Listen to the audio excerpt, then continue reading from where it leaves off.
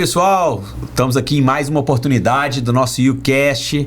A gente vai começar nosso segundo episódio dessa primeira temporada com uma convidada super especial. Queria dar aqui as boas-vindas ao meu companheiro, fiel escudeiro aqui, Thiagão. Thiagão, e aí, vamos para esse próximo aí? Fala pessoal, tudo bem? Prazer estar aqui de novo, Rick. Vamos pro próximo, trazendo mais informação, muita discussão boa aqui, né? Como o Rick começou a falar, e uma convidada que dispensa apresentação, a gente vai deixar ela se apresentar.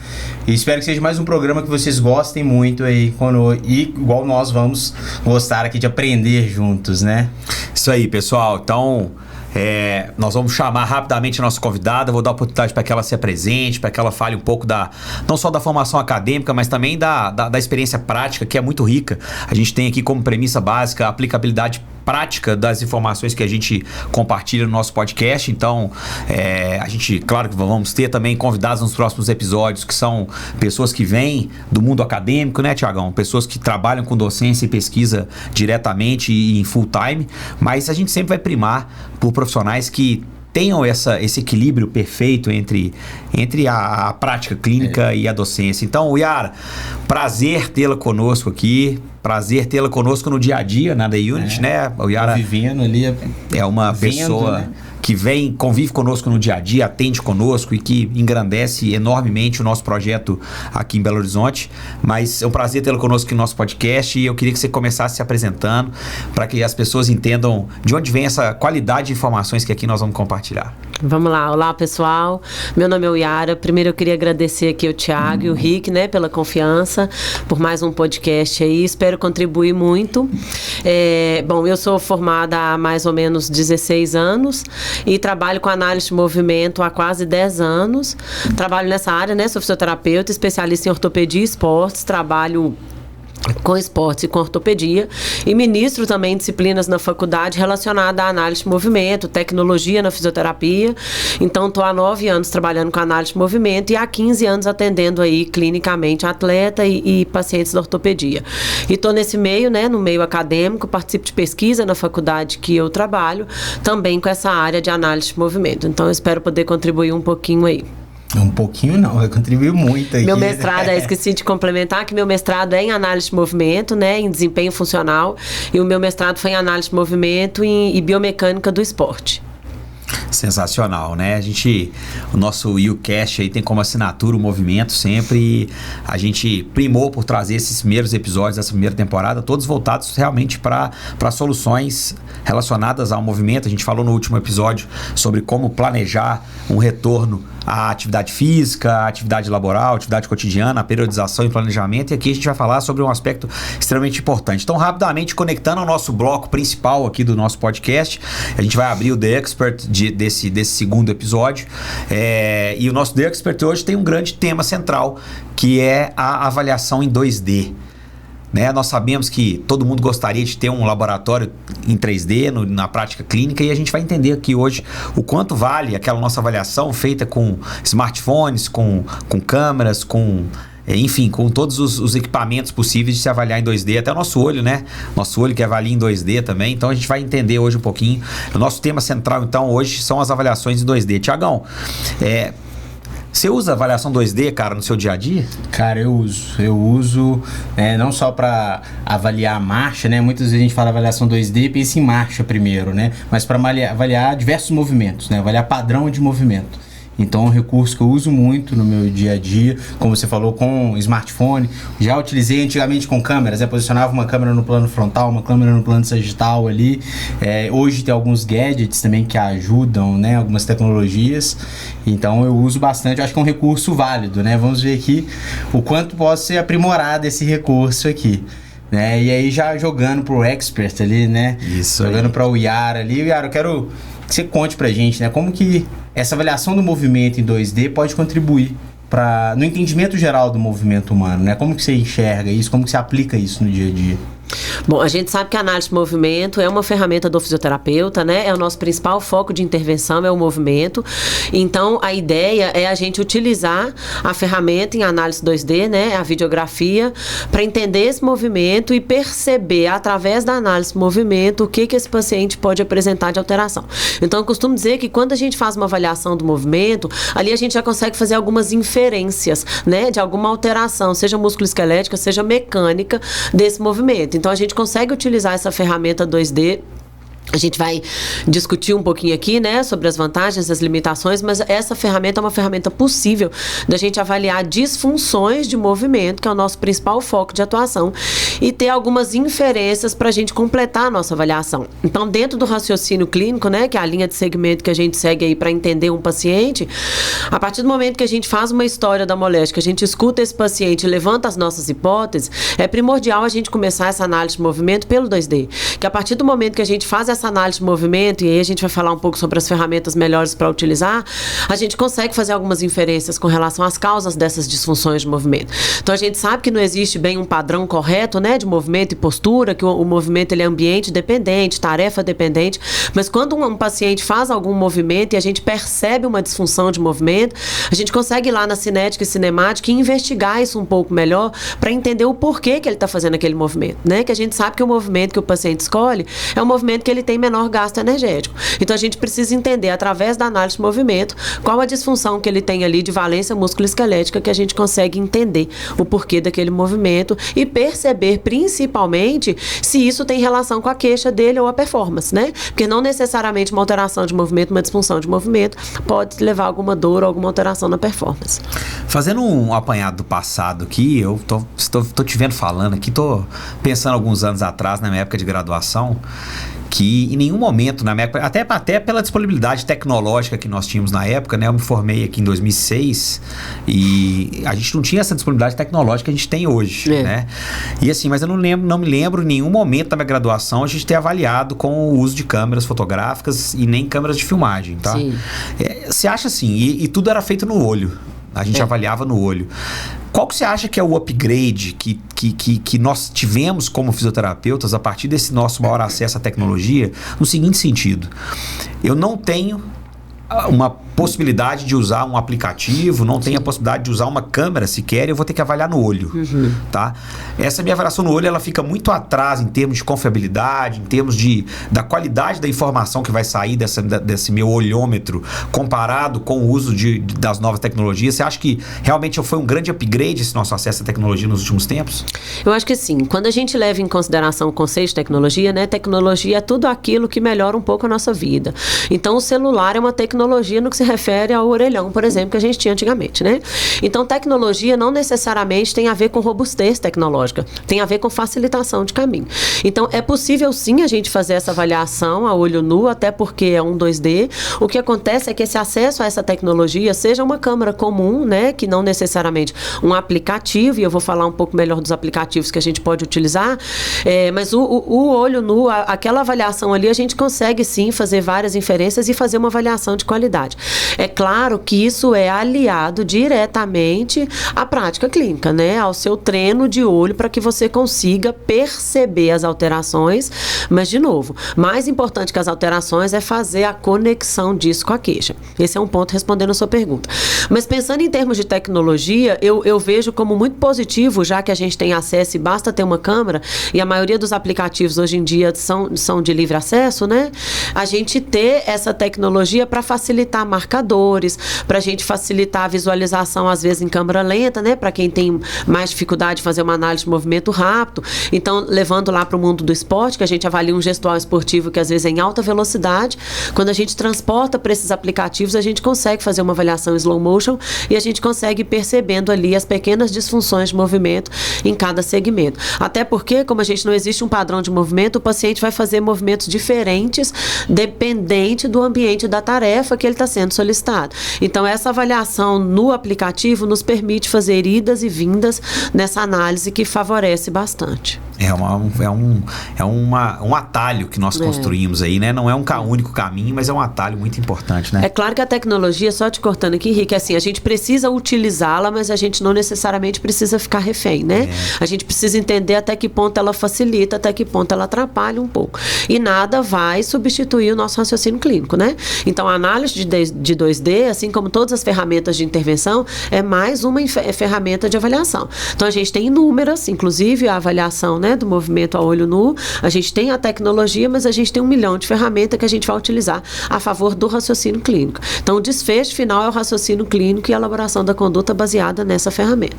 Só fechando essa parte, antes de passar para o Tiagão aqui para os questionamentos dele, tem uma frase que me veio à cabeça aqui agora, que é: o olho só vê o que o cérebro conhece, né? Então, não adianta a gente ter uma robustez tremenda tecnológica, a começar a usar uma avaliação 2D com todos os meus pacientes, em todos os movimentos que são feitos durante a sessão, se eu não sei nem o que eu quero ver, o que eu quero enxergar, né? Então, primeiro o cérebro tem que conhecer para depois o meu olho enxergar. Tiagão.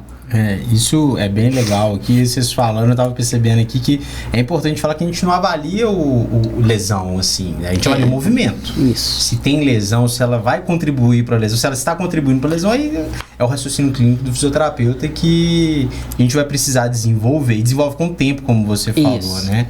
E aí o Rick falando ali do tempo, né, do olho, eu lembrei do meu tempo também de análise de movimento com os marcadores de isopor, as bolinhas de isopor com fita crepe, aí pregava, aí descolava, porque tinha cabelo ali na perna do paciente. E aí eu queria ver com você, o que tem hoje, né, de tecnologia, não pensando nessa tecnologia tão robusta, né, indo dessa robusta como indo da mais simples, que pode ser usada na prática clínica, que o fisioterapeuta, né, que o profissional que trabalha com movimento pode usar para entender melhor esse movimento humano. Em termos de ferramenta, né, de possibilidade. Bom, o que a gente tem, assim, a gente precisa, a gente vai falar um pouco mais sobre isso na frente, acredito, entender que o 2D ele apresenta, claro, algumas limitações. E para a gente sanar essas limitações, e o que a literatura mais traz para a gente, que são limitações da análise 2D, é a qualidade da coleta. Como tudo que a gente vai fazer na fisioterapia, se a gente tem método, né, se a gente tem validações, se a gente tem confiabilidade, a gente melhora a qualidade do nosso dado e, de fato, aquilo que a gente obteve reflete o que a gente quer, né? Nada mais do que a acurácia. Então, para a gente melhorar a acurácia dessa ferramenta, a confiabilidade ou o que for, a gente precisa padronizar e fazer com métodos como a gente faz qualquer teste básico, né, que a gente vai fazer de valência musculoesquelética. Então, o que é bem preconizado é que a gente sempre padronize o que a gente vai fazer antes e depois. Então, vamos imaginar em termos de rigor metodológico, todas as vezes que a gente vai fazer uma avaliação, se a gente utiliza um método antes, trata o paciente e utiliza um método depois, esse indivíduo é controle dele mesmo. Então, se a gente faz o pré igual ao pós, tá tudo certo. A gente já melhora a confiabilidade, né, no mesmo examinador. Mas pensando em intra-examinador, né, ou inter-examinador, o que a gente precisa de melhorar a qualidade dessa coleta para a gente ter uma confiabilidade naquele vídeo que a gente vai fazer? A primeira coisa é a qualidade da câmera, né? A gente precisa de uma câmera com uma qualidade melhor, e aí o que a literatura traz para a gente? Pelo menos 1.600 pixels, né, que é uma qualidade interessante da câmera. A outra coisa é com relação à frequência, sabe? Eles colocam entre 50 e 60 Hz a frequência de coleta desse dado para que a gente consiga ter uma melhor qualidade, para que aquele frame, porque a videografia nada mais é do que pequenas imagens frame com uma velocidade, frame, né? Frame by frame. Então a gente precisa de uma frequência entre 50, 60, 50, 70, vai variar de literatura, para que a gente consiga melhorar a qualidade dessas imagens. Então isso com relação à câmera. Um outro ponto que é super importante é com relação à distância da câmera ao objeto. É importante padronizar. E aí tem literatura que coloca 2 metros, tem literatura que coloca até 6 metros. E isso, então, a gente ainda não tem martelo batido. O importante, então, é a gente fazer o pré e o pós igual, escolhendo uma distância que você achar pertinente. O mais importante é que na hora de obtenção, na hora que a gente vai fazer, né, a obtenção dessas imagens, é que a gente não faça inclinação dessa câmera. Então, tem alguns celulares que a câmera ela não é alinhada com a parte do verso, né, do celular. Então a gente precisa ter essa qualidade na inclinação, porque a partir do momento que a gente inclina, a gente muda o plano de movimento e aí a gente não pega e coleta o dado que a gente quer. A iluminação é muito importante, então a luz ela é importante, ela não pode ter uma luz direcionada, tem que ser uma luz de cima para baixo para que a gente consiga ter qualidade. Com relação aos marcadores, você falou aí que o marcador cai. É claro que a literatura traz pra gente que é super importante a gente ter um marcador. Mas a gente precisa também entender e trazer para o nosso contexto clínico, né? Se é possível a gente fazer marcação, a gente vai fazer marcação. Mas você tá lá na quadra com um atleta durante, né? É impossível fazer essa marcação e tá tudo bem, a gente faz a coleta pré e pós daquele mesmo atleta nas mesmas condições, a gente consegue melhorar um pouco a qualidade metodológica. Tá? Maravilha, eu ia te perguntar sobre marcadores, era uma pergunta que estava aqui no meu gatilho. Agora eu vou te perguntar uma coisa que talvez eu esteja passando o carro na frente dos bois aqui, mas como você já citou, eu vou acabar te perguntando isso. Legal, a gente saiu do olhômetro exclusivo e fomos para toda a tecnologia disponível para a gente fazer uma análise em 2D, que a gente consegue fazer um slow motion, a gente consegue pausar, a gente consegue rever quantas vezes forem necessárias, a gente consegue, enfim, a gente saiu de algo que a gente tinha que decidir em tempo real, né? Porque quando eu avalio no olhômetro, o meu paciente está no meu consultório, eu consigo avaliá-lo. Eu consigo fazer 3, 4, 10, 20 repetições, quantas forem necessárias para que eu consiga investigar o que eu preciso investigar. A partir do momento que ele foi embora do meu consultório, eu não consigo mais voltar atrás e aí eu tenho que só lidar com as lembranças visuais, né? Mas a partir do momento que a gente começa a ter uma câmera, a gente começa a ter um iPad, a gente começa a ter uma filmadora, enfim, a gente começa a poder arquivar e estocar esses arquivos e eu posso rever, ver, pausar, ver de frente para trás, de trás para frente. Agora, tem também as análises em 3D. Sim. Né? Então, sim, existem as análises em 3D nos grandes laboratórios, né? Em geral, grandes laboratórios, maioria dos vinculados a universidades ou a grandes centros, né? Porque a gente sabe que os laboratórios em 3D fazem parte do laboratório de 3D investimentos muito maiores que os investimentos que normalmente se tem nas clínicas particulares ou nas clínicas menores. E assim, do salto do olhômetro para o 2D, e o salto do 2D para o 3D, sabendo todas as limitações, você me falou já sobre limitações do 2D, mas assim, é um salto muito grande sair do 2D para o 3D, nos dá informações muito mais acuradas, muito mais pertinentes e de forma muito mais fácil aplicados ao dia a dia? Bom, eu vou dividir minha resposta em 3 fases, tá? Nessa pergunta sua, eu consigo colocar 3 pontos aqui que eu acho super pertinente. A primeira coisa que a gente precisa quebrar é o paradigma de que a gente precisa validar 2D com 3D. Isso é impossível, né? É a mesma coisa da gente comparar laranja com banana. São coisas diferentes.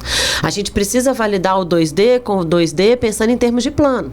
Então, o que significa a análise 2D? É plano sagital e frontal, né? Então, até que ponto aquela câmera, aquele aplicativo ou avaliação 2D me dá realmente o 2D? Isso sim é martelo batido, a gente tem validação sobre isso. Agora, eu não posso e não devo, ou pelo menos erroneamente, eu vou comparar o 2D com o 3D, porque basicamente a diferença é que o 3D me dá o plano transverso e o 2D não me dá. Simples assim. Simples assim. Então, eu não consigo, o erro, às vezes, que a gente fica buscando na literatura é validação de 2D com 3D. São caminhos diferentes, né? Sim. É laranja com banana. Esse é o primeiro ponto. Bom, pensando então em validar alguns aspectos de 2D com o 3D, que é o padrão ouro, né? Para análise de movimento, principalmente triplanar, a gente tem algumas coisas que o 2D nos oferece que tem confiabilidade e validade com o 3D. Então, por exemplo, o que a gente chama do famoso valgo dinâmico, né? Que teremos histórias aí pela frente. O valgo dinâmico, por exemplo, ele é um movimento em 2D, né? Ele tem a adução do fêmur e movimento do plano frontal, por exemplo, né? Então, se a gente tem adução e rotação, a gente consegue avaliar a parte de adução e não necessariamente a gente consegue avaliar a rotação. Agora, por exemplo, pensando em pronação do pé, que é um movimento triplanar, a gente consegue avaliar alguns pontos da pronação no 2D, mas a gente vai fazer inferências com relação ao 3D, porque a gente não pode falar que no 2D a gente está avaliando plano transverso e pronação é triplanar. Então, esse é o primeiro ponto que a gente precisa deixar isso bem claro, que a gente não pode comparar laranja com banana, são coisas diferentes. Uma coisa é eu validar alguns itens que são 2D com 3D, outra coisa é eu comparar tudo do 2D com 3D. Esse é o primeiro ponto. O segundo ponto, respondendo a sua pergunta, é com relação à distância que tem, né, entre o 2D e o 3D. O que eu vejo? A gente tem sim alguns movimentos triplanares, mas o 2D, ele dá principalmente 2 planos básicos pra gente, né? Que é o sagital e o frontal, e a gente tem inúmeras disfunções de movimentos que são relacionados a esses 2 planos, o que nos dá um norte na clínica muito importante. É claro que a gente consegue fazer algumas inferências, principalmente visual do 3D, a gente só não pode afirmar. Então, se a gente está fazendo, por exemplo, uma análise de marcha posterior e a gente marca a fossa poplita ali com o marcador e a gente consegue perceber que aquela região medial da fossa poplita fica mais proeminente, por exemplo, a gente talvez faça uma inferência de que ele tem uma maior rotação medial, né? E é por aqui, né? Na clínica está por aqui. A gente não está fazendo uma transposição de um rigor metodológico, uma pesquisa que é completamente diferente, tá? E eu não sei se isso faz parte da sua pergunta, mas eu acho importante a gente falar que o custo do 3D é surreal, né? Eu fiz uma pesquisa prévia aqui, eu tinha um custo anterior à pandemia, fiz uma pesquisa semana passada pensando nisso, está em torno de 2 milhões, um custo com 10 câmaras, pensando em estruturas, licença, 10 câmaras, que é o mínimo, né? Hoje a gente sabe que 8 câmaras não atende mais, então a gente precisa de 10 câmaras posicionadas de forma estratégica, justamente para a gente ver todos os planos. Então, em termos de estrutura, câmara, precisa fazer um cabeamento, mexer na estrutura da clínica, isso fica praticamente inviável em termos de custo e praticidade, né? É o que distancia um pouco esse 3D da clínica. Uma vez que o 2D dá tudo o que a gente precisa em termos de clínica e ele tem validação dele com ele mesmo e com alguns movimentos de 2D, eu acho que fica super ok a gente manter um 2D em clínica, sabe? Não, legal demais. E pegando um gancho no que você falou aí, né, dessa avaliação 2D, né, de como que ela pode ser útil na clínica, né, e vendo você lá, vejo você avaliar muito, né, e utilizando o celular ali, põe o tripé, utiliza o celular.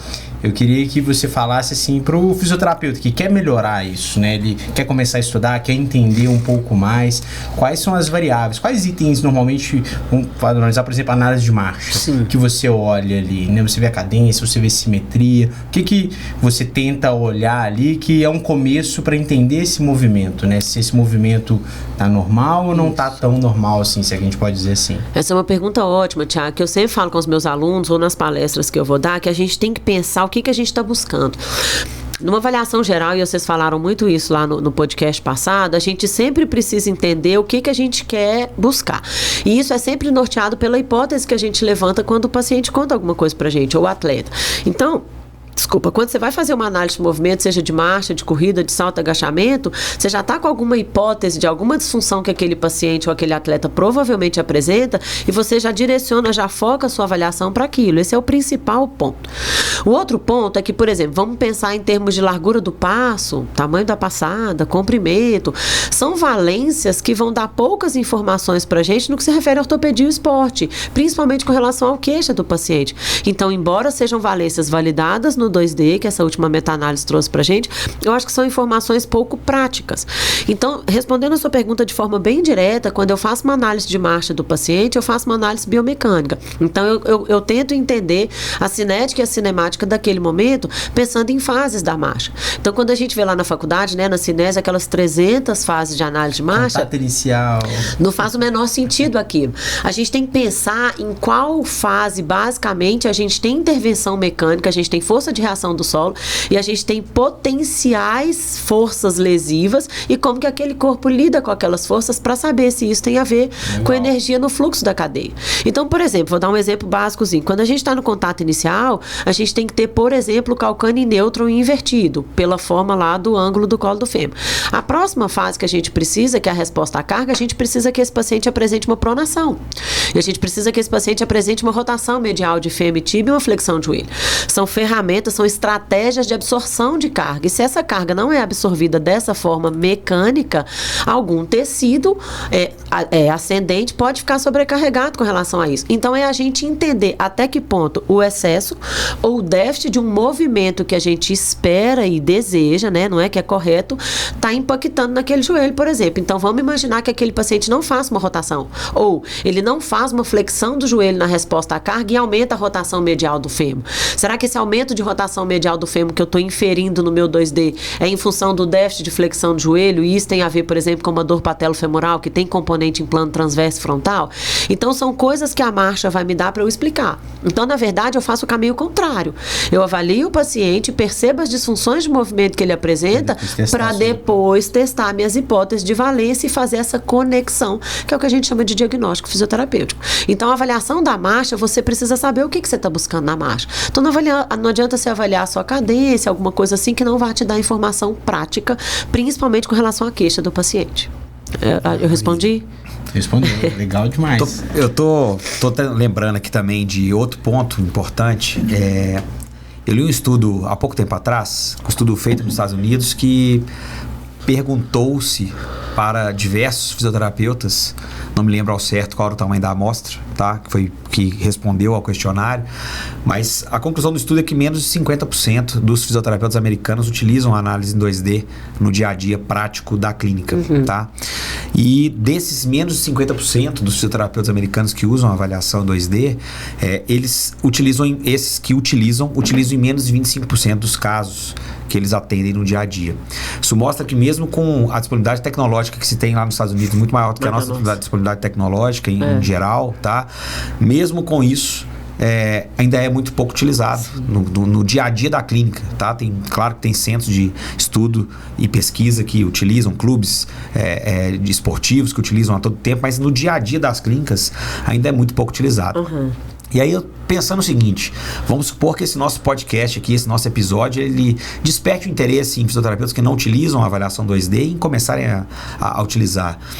Basta abrir o aplicativo da câmera, filmar e depois quebrar a cabeça na tela do computador, ou tem aplicativos que conseguem fazer cálculos ou inferências já com atalhos e que conseguem me dar informações mais filtradas e de fato conseguem ser atalhos no meu dia a dia da clínica. Sim. Uma coisa que, assim, graças a Deus, né? Nenhum aplicativo, nenhuma tecnologia vai substituir é o nosso raciocínio clínico e o nosso conhecimento prévio sobre o movimento mesmo. Isso é um ponto.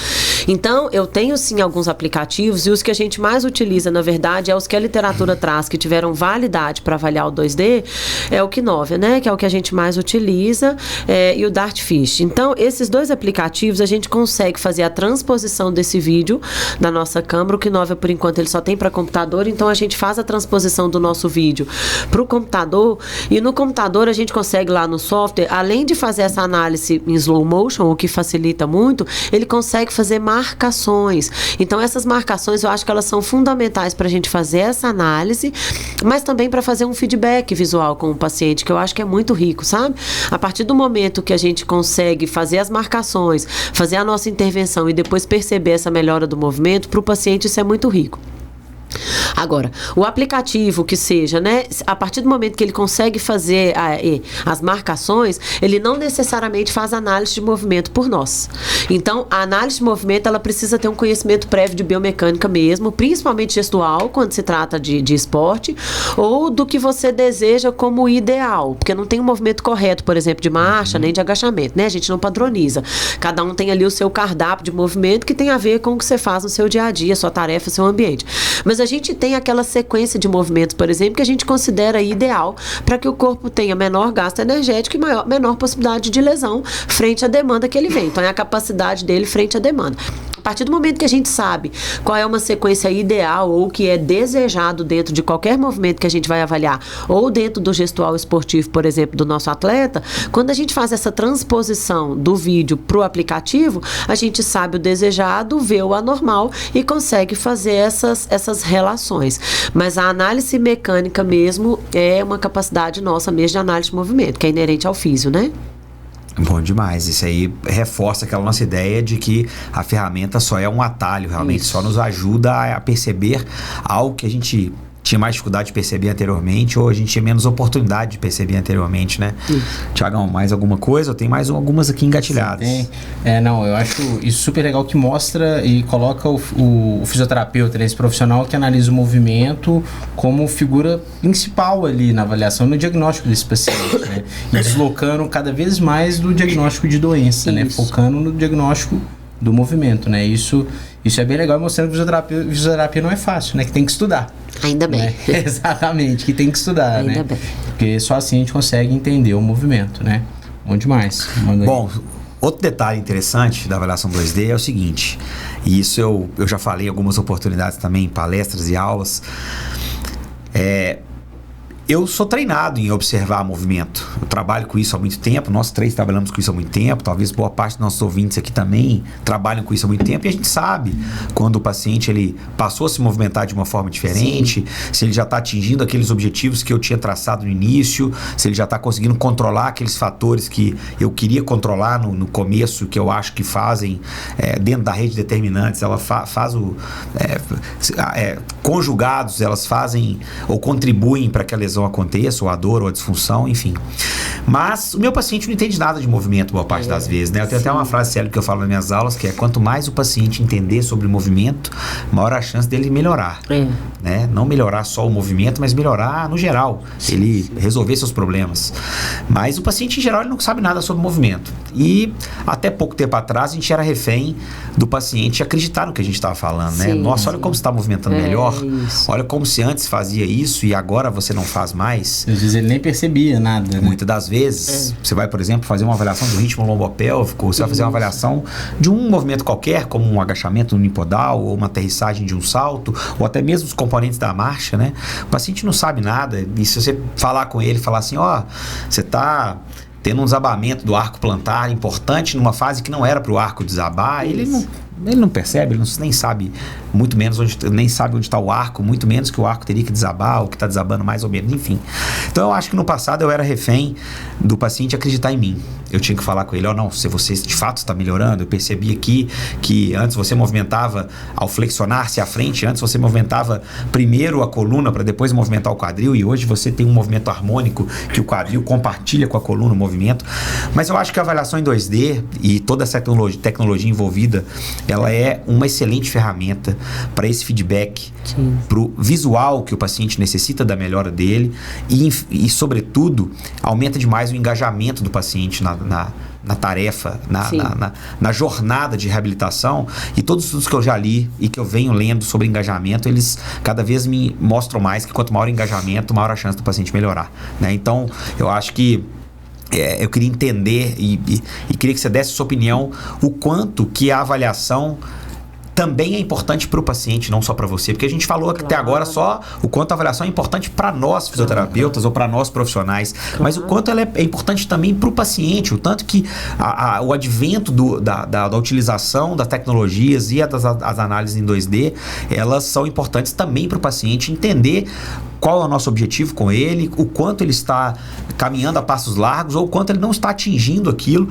E até mesmo a gente sabe que o feedback visual é muito importante para o paciente começar a até modificar, né? Quando a gente mostra para o paciente, fala assim, olha só como está acontecendo, que algo que não é esperado acontecer nesse momento, o tanto que a gente quer mexer nesse ponto e mudar esse ponto, o quanto é um encorajamento para que ele se dedique mais e que eu sei, por exemplo, quando eu sou avaliado, eu tenho um desejo maior de melhorar, né? Porque eu vou ser avaliado, vou voltar no meu nutricionista, então eu tenho que pegar pesado nessas semanas anteriores para não tomar bomba, né? Para não tomar bomba. Se meu nutricionista nunca vai analisar, nunca vai me pesar, nunca vai analisar meus componentes corporais, tá tranquilo, eu vou devagarzinho, né? E se o paciente ele percebe qual é o meu desfecho, ele fala, caramba, eu preciso controlar melhor esse movimento no plano frontal do meu joelho quando eu aterrizo, tá? A gente sabe que as estratégias, muitas das vezes, pelo menos nós compartilhamos aqui muitas das teorias de percepção e ação, das teorias ecológicas, a gente sabe que não basta dar um comando para o indivíduo e falar assim, cara, não deixe seu joelho entrar. A gente vai conversar sobre isso no episódio só sobre valgismo, né? Mas o quanto ele consegue perceber que ele vem melhorando através de qualquer componente de treinamento que a gente vai discutir em outras oportunidades, mas eu queria que você desse a opinião o quanto a avaliação também é importante para o próprio paciente. Sim. Eu vou começar de trás para frente, que eu acho que você tocou num ponto super importante, que é essa questão da permissão do cardápio de movimento, né? Que você não ficar controlando muito o movimento, porque a gente sabe que esse movimento ele não é linear e nem descendente, né? A gente sabe das teorias aí de abordagens. O que a gente precisa é que o paciente tenha ferramentas, tenha condições de fazer esse movimento de uma forma mais suave. E tem uma pesquisa que eu li há algum tempo, um artigo que eu li há algum tempo, que eu acho super pertinente. Quanto maior o número de comandos você dá para esse paciente, menor a possibilidade que você está tendo de adaptá-lo à nova tarefa, ao novo ambiente e controlar esse movimento. Então, esse caminho de muito controle não é talvez o mais interessante.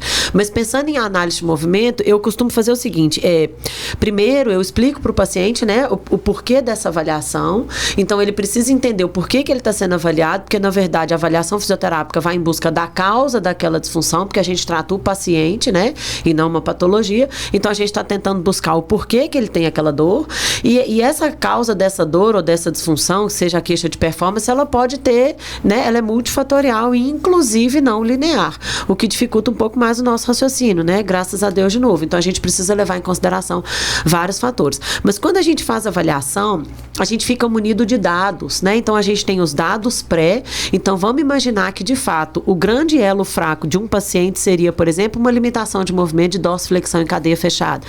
Esse é o elo. É lógico que ele tem outros fatores importantes, mas vamos imaginar que o joelho dele está incomodando pela limitação de dorse.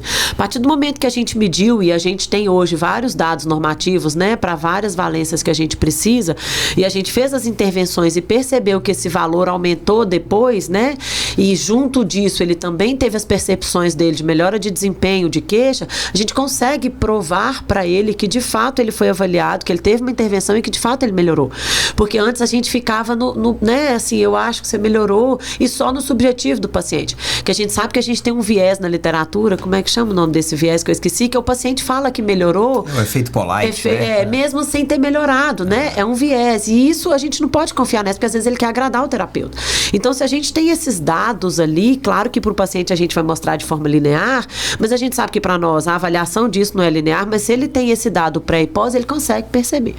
Agora, trazendo isso para o 2D, eu acho que o 2D, embora ele seja qualitativo, o paciente também consegue perceber isso de forma qualitativa, a gente consegue quantificar o 2D, né? Então a gente consegue, por exemplo, drop pélvico, né? Uma queda pélvica foi validado como alta confiabilidade ali no 2D. A gente consegue avaliar uma queda pélvica. É lógico que a gente sabe que queda pélvica é igual o valgo, né? Não sabe se é vilão, aquela história, e é multifatorial também, que acreditava-se que era só glúteo médio. Eu costumo falar que o menos deles, né? O menor contribuinte é o glúteo médio.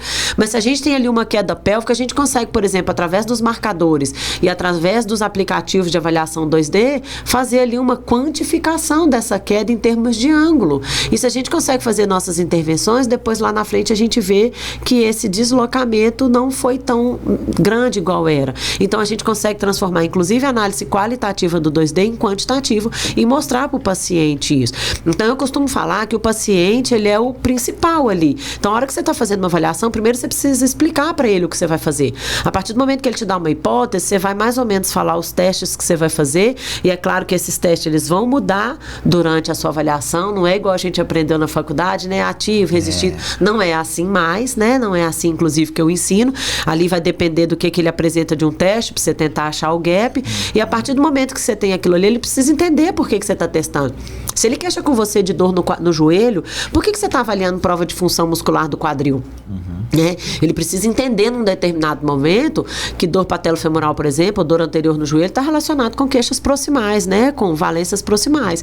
E a partir do momento que você mostra ele para ele em termos de número, e ele percebe na escala funcional específica, por exemplo, de alguns itens que ele detalhou lá, que ele tinha dificuldade, e que ele está melhor nessa escala funcional específica, a gente consegue provar para ele essa melhora, né? Por isso que eu sempre friso que a escala funcional específica, ela deve ser aplicada no início da avaliação. Eu quero que o paciente te fala quais são as principais dificuldades dele, é ali que vai nortear, e não aquilo que você deseja para ele. É isso aí.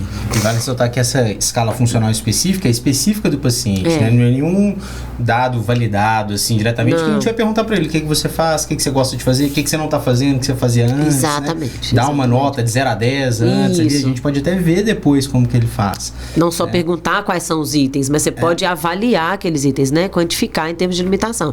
De 0 a 10, qual que é a sua limitação para subir escada, né? Ele fala subir escada e você pergunta. E a gente às vezes acha que isso é uma avaliação simples, e é simples, mas extremamente funcional e pertinente, né? Muito. E um pouco do que o Rick falou, do que você falou, mostra que como que essa avaliação 2D, ela serve também para traçar, né? A gente trazer um pouco da teoria, do que nós discutimos no podcast passado, né? De planificação, que cada um vai responder de uma maneira. Às vezes a gente coloca esse treino do movimento, essa aquisição de um novo movimento ali como um milestone de passar por uma nova fase da reabilitação. E aí até por isso aí veio a minha pergunta agora fazendo um outro lado, né? Que a gente mostrou que é importante que faz, mas tem limitações também, né? E aí eu queria ouvir de você, né? Quais são as limitações dessa análise e o que aqueles videozinhos do YouTube, 10 coisas que todo fisioterapeuta deve ficar atento na hora de fazer uma avaliação 2D. Isso, ótimo. O que você pode falar de limitação e que o fisioterapeuta tem que se atentar para não cair em alguma análise errônea ali, ou até mesmo entrar em fatores confundidores ali. Claro. Eu acho que a principal limitação do 2D é o movimento no plano transverso, né? Essa é a principal e basicamente a única que a gente tem aí de limitação quando a gente compara o 2D com o 3D. É claro que a gente tem algumas outras limitações, por exemplo, tem uma coisa que chama paralaxe, que é uma coisa super interessante, que é quando você avalia no plano frontal, então se você está fazendo uma filmagem, você tem que fazer essa filmagem num espaço menor. Se você coloca mais focado, se você coloca isso num espaço maior, menos focado, no plano frontal, à medida que você vai aproximando aqui, ele vai tendenciando a mudar o ângulo no final do movimento. Isso chama paralaxe. Legal. Essa é uma limitação super importante do 2D. Então, é uma forma, então, 10 coisas que o fisioterapeuta precisa ficar atento, é reduzir essa análise. Você pode até pegar uma filmagem maior. Por quê? Deixa eu tentar organizar minha resposta. Porque quando você faz uma imagem maior, você consegue pegar a variação de movimento. Andando. Ele vai lá na frente e volta. Andando, se você pega uma variação grande, é legal para você ver se ele apresenta variações de movimento durante essa caminhada. Tudo certo. E aí você vai pegar aquele padrão, entre aspas, que ele mais repetiu e ter como base dele. Isso é legal. Mas quando você vai fazer a análise, você precisa focar um pouco mais desse movimento num quadro menor, num frame menor. Focar um pouco mais para que você tire esses desvios de final, principalmente do plano frontal. Tá? Então essa é a segunda limitação muito importante do 2D que eu acho, mas que ela é completamente possível de sanar fazendo controlável, diminuindo esse foco. O 3D é impossível, né, da gente sanar, infelizmente. O que a gente vai fazer são inferências. Então, por exemplo, o exemplo que eu dei da rotação medial do fêmur, é possível de se fazer inferências com relação a isso e a gente vai avaliar isso depois. Então, por exemplo, se a gente está percebendo que um paciente está fazendo uma rotação medial do fêmur aumentada, a gente vai testar lá as valências musculoesqueléticas dele, como rigidez, função, resistência, não sei, e ver o que isso tem a ver com a queixa dele, né? Embora seja uma limitação real, plano transverso, quando a gente faz a transposição aqui para a queixa do paciente, a gente consegue sanar isso daí, tentando ver a causa dele. Não, tudo bem, eu tô acreditando que ele tá com uma maior rotação medial, mas deixa eu ver de fato como é que tá a rigidez, como é que tá o quadril, como é que tá alguma coisa assim. Você vai gastar e eu vou gastar outras ferramentas, e eu tenho inclusive outros testes muito bem validados para isso. Então, embora seja uma limitação, quando chega na clínica e quando você vai ver o diagnóstico do paciente, ela é dissolvida aí, essa limitação, tá? É uma limitação real, mas em termos metodológicos, de robustez, talvez de pesquisa, né? Mas quando a gente traz para cá, para a clínica, ela se dissolve. Mas eu acho que eu não sei se vou conseguir enumerar 10, não, mas, por exemplo, uma dessas coisas é diminuir, tá? Melhorar esse foco aqui, principalmente por causa desse efeito da angulação no plano frontal. Eu acho que uma coisa que a gente precisa ter, que é para qualquer ferramenta na fisioterapia, é o pré e pós igual, né? Isso é super importante, aumenta a qualidade metodológica e o paciente sendo controle dele mesmo tem uma validade interna importante aí, né, em termos de pesquisa. A outra coisa que eu acho super importante é a qualidade da câmera. O tripé eu gosto de usar muito porque a gente consegue padronizar ali, né? Não tem tremor, você consegue padronizar a altura, você consegue colocar o foco da câmera para aquele segmento que você vai avaliar, porque, por exemplo, eu vejo muita gente fazendo análise de marcha em pé. E aí vocês já perceberam lá na clínica que ou eu coloco o tripé ou eu sento. Se eu tô querendo avaliar o pé ou o joelho, aquele meu telefone, a partir do momento que ele afasta, faz assim, né? Então eu não vou conseguir pegar, por exemplo, grandes alterações na coluna. Então eu foco o celular para aquele ponto que eu preciso focar. Então eu acho que uma coisa super importante é você colocar o celular alinhado, paralelo, mas principalmente no lugar que você quer avaliar. É joelho, é quadril, então se for quadril, levanta um pouco mais. Mas principalmente um celular no chão e estático, tá? Cuidando para não inclinar. Para não inclinar, isso é super importante, tá? A distância que você vai obter desse paciente também é um ponto super importante. A iluminação e também presença de o que a gente chama de ruído externo, que são outras figuras, outras cores. Então, quanto mais neutro o ambiente tiver, melhor, tá? Reflexo de sol também costuma atrapalhar muito, porque a gente vê sombra achando que é algum movimento alterado e não é. Então, eu acho que é basicamente isso daí. Legal. E claro, melhorar a sua qualidade, né? Sua confiabilidade na medida. São limitações que são controláveis, super, né? E sobretudo, a gente tem que entendê-las e perceber qual é o poder da ferramenta, né? É uma ferramenta que não vai nos dar todas as respostas que a gente quer, mas vai nos ajudar bastante. Vou finalizar, então, esse nosso quadro, Tiagão, com a frase que eu acho que vem bem... Eu vi essa semana numa palestra de um congresso online que eu estava assistindo, que é: em Deus eu confio, mas os outros têm que me mostrar dados. Exato. Né? Exato. Então, assim... cada vez mais nós, fisioterapeutas, nos municiamos de ferramentas que provam o poder da nossa intervenção. Sim. Não só provam cientificamente, porque isso é importante para dar o respaldo que a nossa profissão ela precisa e ela merece, mas provam para o paciente o quanto a minha conduta está sendo efetiva, e provam para mim mesmo que o caminho que eu estou adotando com o meu paciente é o caminho correto e que talvez não vale a pena mudar. E até mesmo que se aquele caminho não estiver funcionando, você sabe o porquê que ele não está funcionando. Você tem dados, você tem você voltar. Fazer um raciocínio adequado. Eu costumo falar que a gente avalia o paciente todo dia, né? Não é só no início. Sim, essa é a visão moderna, né? Exato. Pelo menos deveria ser. Deveria. Né? Isso a gente vai ter também algumas oportunidades de falar sobre o quanto que a avaliação é simplesmente um corte transversal no tempo. Isso. Né? E o que acontece com o meu paciente amanhã, o que vai acontecer amanhã, o que aconteceu ontem, eu não sei. Ele não sei reflete. O que tá acontecendo agora, não reflete né? a complexidade, né, dos movimentos, não reflete, é só transversal. É isso aí. Muito bom, Yara. Excelente. Eu acho que nosso quadro The Expert hoje ele foi completamente recheado, né? Eu acho que a gente compartilhou aqui informações muito legais. A gente já está com mais dois episódios voltados para análise em 2D e intervenções. Então, em breve, a gente já vai querer contar de novo com a sua presença aqui nessa mesa conosco. Vamos para o nosso próximo quadro, Tiagão. A gente vai dar início hoje a um novo quadro, que é o livro do mês. A gente vai ter em alguns dos nossos episódios o compartilhamento de informações sobre livros que nós lemos e o quanto esses livros contribuíram. E eu vou trazer hoje um primeiro livro, tá? Que é um livro de uma excelente profissional, a Su Falsone. A Su, ela foi durante muito tempo uma profissional do Athletes Performance, que hoje em dia chama Exos, que é um centro americano, um dos principais centros de intervenção e estudo de performance e saúde esportiva do mundo, tá? Eles têm algumas plantas lá nos Estados Unidos, o QG deles é em Phoenix, no Arizona, mas a Su foi durante muito tempo uma funcionária e hoje em dia ela vive uma carreira como professora e como fisioterapeuta, tá? Então eu trouxe o livro aqui. Quem está nos assistindo aqui no YouTube viu um livro aqui na mesa. O livro tem como título Bridging the Gap from Rehab to Performance. A gente vai colocar aí, Tiagão, mostra para a câmera esse livro.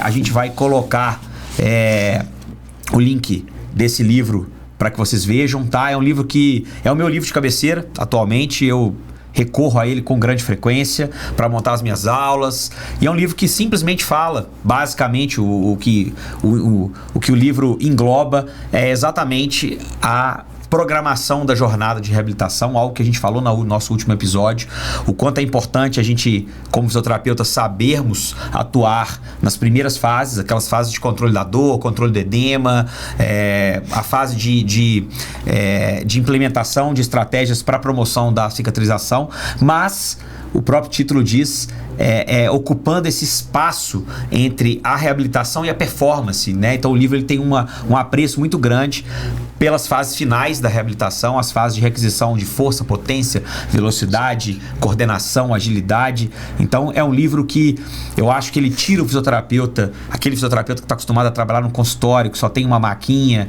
e com piso de porcelanato e que diz que faz fisioterapia esportiva, né? Num cenário como esse, eu acho que esse livro ele consegue dar uma agitada na mente desse fisioterapeuta e mostra que a fisioterapia ela é parte na maca, ou talvez necessita de parte na maca, mas que a maior parte ela necessita de um retorno às capacidades físicas para o retorno ao esporte, no caso dos atletas, e o retorno à atividade de vida diária em indivíduos que não são. Né? É isso. Então eu acho que é uma dica interessante, é um livro que eu já tenho há algum tempo e que é um livro que de fato mudou um pouquinho o meu pensamento quando eu li pela primeira vez, e hoje em dia é meu livro de consulta. Então vai a minha dica desse livro do mês. A gente vai ter as dicas do Thiago nos próximos episódios, dos nossos convidados. Então, essa é a nossa dica e esse é o nosso quadro Livro do Mês. Tiagão? Legal demais, Rick, legal demais. E eu trouxe também um artigo para compartilhar. Né? Acho que a Yara falou desse artigo aqui entre linhas aqui, né? Eu vou ler o nome dele aqui. Esse artigo, pessoal, vai estar disponível no nosso perfil do Instagram, o @TheUnitEducation. Então, todo mundo que quiser ter acesso a ele, vocês vão clicar lá no link, vai fazer o download download direto lá do artigo. É um artigo muito legal que traz muito dessas coisas que nós discutimos aqui sobre marcha, né? O Yara pode falar, provavelmente a Yara leu ele aí com certeza, é um artigo de 2020, então relativamente recente ainda um artigo, né? Que fala sobre Two-Dimensional Video Gate Analysis, a Systematic Review of Reliability, Validity and Best Practice Considerations. Né? Então é um artigo que traz não só mostrando, né, que como essa análise 2D, principalmente voltado para a marcha, é uma ferramenta importante, é uma ferramenta que o fisioterapeuta pode utilizar, mas também mostrando esses pontos que o fisioterapeuta tem que se atentar para ela ser uma boa ferramenta. Né? Eles falam num ponto que você trouxe da luminosidade, principalmente, né? Do controle da câmera, do ambiente. Então é um artigo que traz não só mostrando como que essa é uma ferramenta válida, que pode ser aplicada na prática clínica. Eles comparam 2 métodos ali de avaliação com filmografia, né? E mostrando que é possível fazer no dia a dia da clínica e principalmente as dicas práticas, né? Como que a gente vai usar muito do que o Yara falou aqui no final aqui. Então é um artigo que vai estar lá para vocês consultarem. Então entrem, acessem nosso perfil lá que vocês vão ter acesso a esse artigo aí. Maravilha. São artigos que dão base para essa nossa discussão de hoje. Então achei legal, achei rico vocês terem trazido essa dica. Pessoal, estamos chegando no fim desse nosso segundo episódio, com grande prazer recebendo a Yara, que é uma fisioterapeuta que atua conosco, que está no nosso dia a dia, uma fisioterapeuta que a gente admira e que tem esse equilíbrio perfeito entre a produção científica, a atividade docente e o atendimento. Yara, muito obrigado. A gente tem nosso quadro final aqui de agradecimento, chama See You Later, Alligator.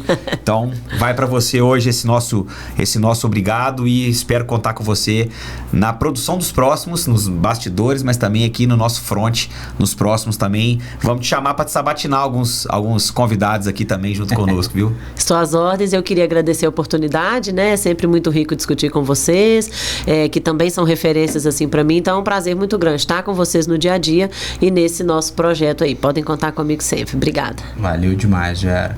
Valeu mesmo. Valeu, Rick. Né? Todo mundo que está nos assistindo no YouTube, nos ouvindo aí nos agregadores de áudio. Pedir para vocês acessem lá nosso perfil, marque a gente quem está ouvindo, né? Mandem pra gente inbox lá, manda uma mensagem pra gente dizendo que gostou, mandando dúvidas também, sugestões e principalmente, né, quiser mandar, nós vamos marcar o perfil da Yara lá, sigam ela, mandam perguntas pra ela também, né, manda lá pra gente, a gente vai compartilhar tudo com vocês e nos vemos no próximo aí. Valeu, Yara. Obrigada. Valeu, Rick. Valeu, pessoal. Obrigada. Até a próxima. Tchau. Valeu.